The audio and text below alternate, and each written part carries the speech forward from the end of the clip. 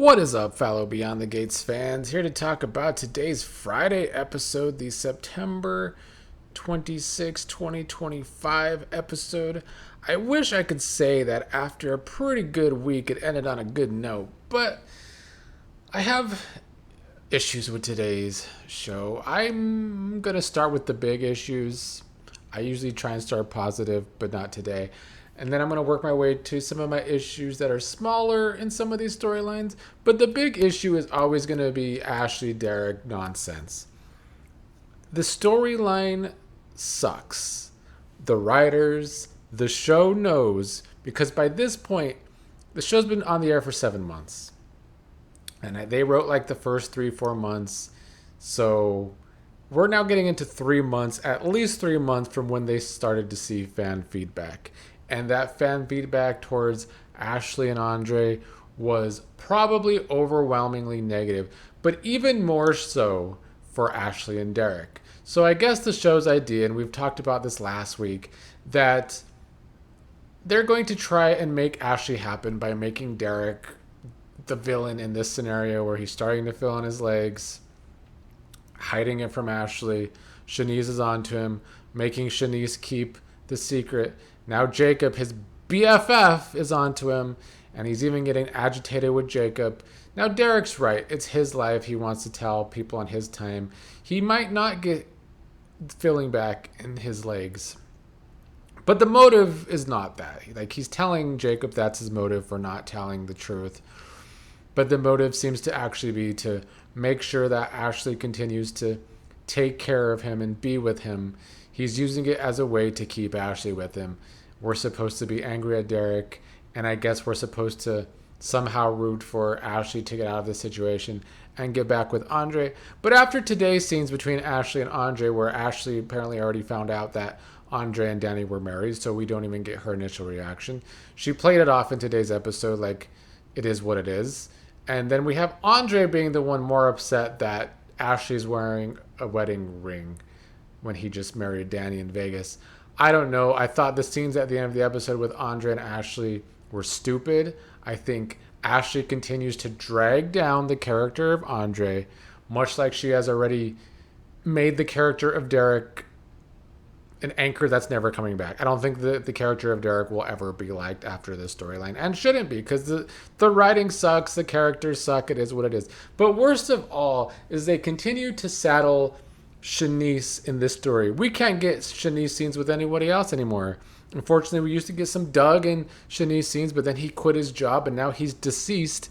So now anytime we see Shanice, it has to be revolving around Ashley and Derek. They have given a great side character like Shanice as a way to try and make the Derek and Ashley story more entertaining, I'm assuming.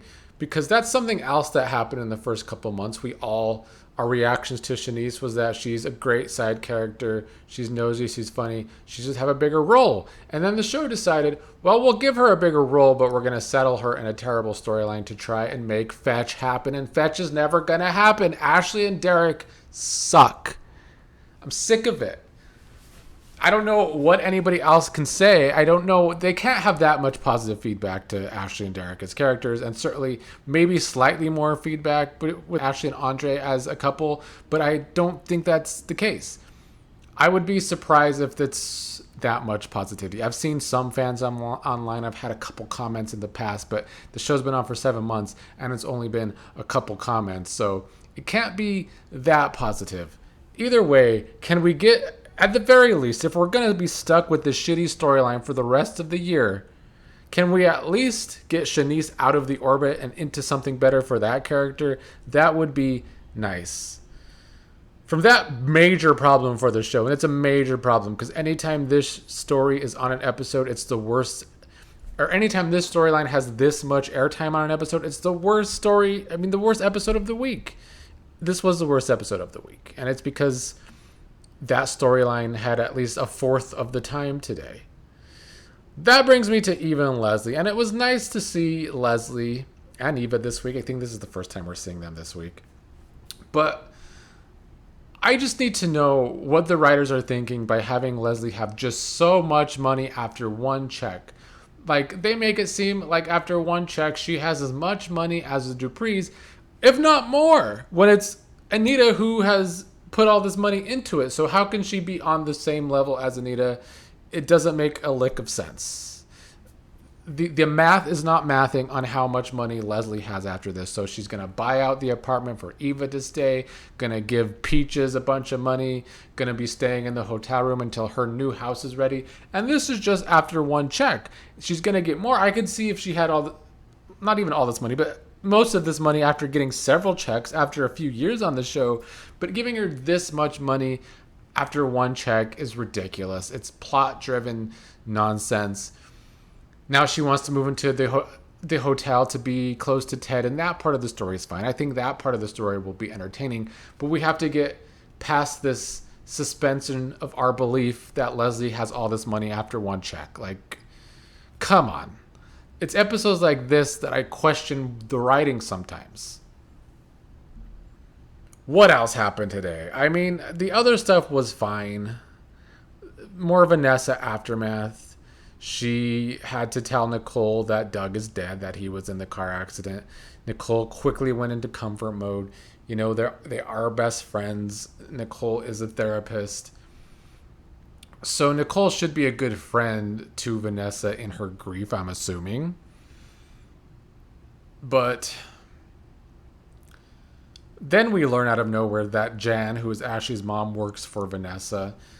I don't know why they're making that a thing. I'm hoping we actually get to see the twins, but I'm assuming we're not. I think all this is going to take place off screen, which would hurt the storyline. If we don't see Doug and Vanessa's twins and she tells them off screen, it's just making this storyline also a plot-driven mess.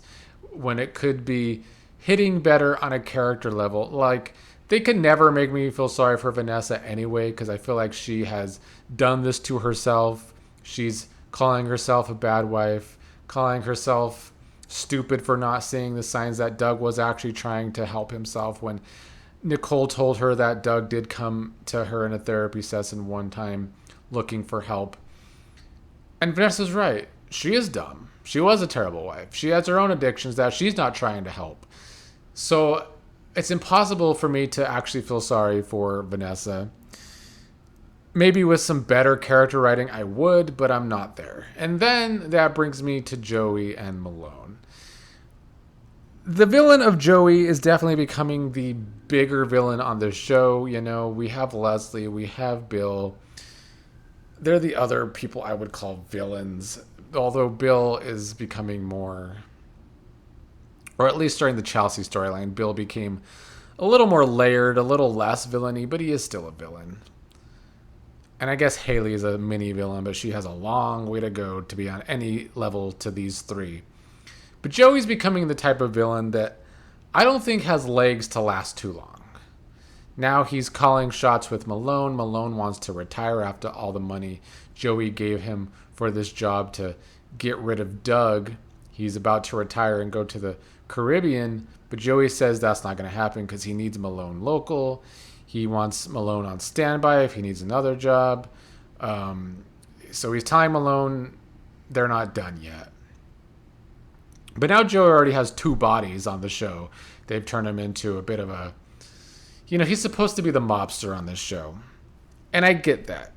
And I can work with that for now. But at some point, a villain like Joey on a soap opera is going to be written into a corner quickly, especially at the pace this show sometimes goes. So if he's a villain that the show plans on keeping around long term, I think they've already made a lot of mistakes. And outside of the people that ship Vanessa and Joey, which there's some on Twitter, besides those stands of Vanessa and Joey, I don't know if the rest of us can stomach Joey for another year. I feel like Joey is a villain that's gotta go by February sweeps at the latest. We'll see if that happens.